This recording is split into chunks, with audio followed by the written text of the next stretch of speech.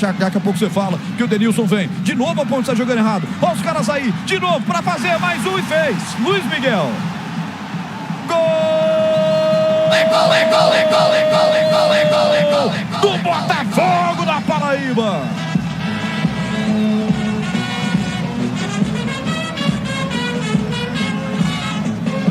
Luiz Miguel, camisa 25, ele não perdoa, ele marca. Ponte perde a bola na saída. De novo, hein, Ponte? De novo, que mamãe, hein, Macaca? Amanhã é dia dos pais, mas a mãe é a zaga da Ponte. Saída errada da Ponte. Se enrosca todo o Dudu. E aí, meu? Ela chegou pro Denilson. Denilson rolou pro Cassinho. Cassinho com o Luiz Miguel. E aí, Miguel pro fundo do gol. Fatal, letal. Botafogo 2-0 no momento que a Ponte, eu trazia os números, dominava o jogo.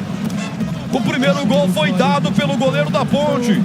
O segundo foi um presente, entregar a paçoca pro ataque do Botafogo. Aí fica difícil, hein? O que vale é o detalhe, conta aí, Pepe. Já pensando no Dia dos Pais de amanhã, a defesa da Ponte começa a distribuir presentes para o Botafogo. Luiz Miguel, camisa 25, marca o seu segundo gol nesta Série C. 2-0 Botafogo, que vai chegando exatamente aos 19 pontos nesta Série C. Roger.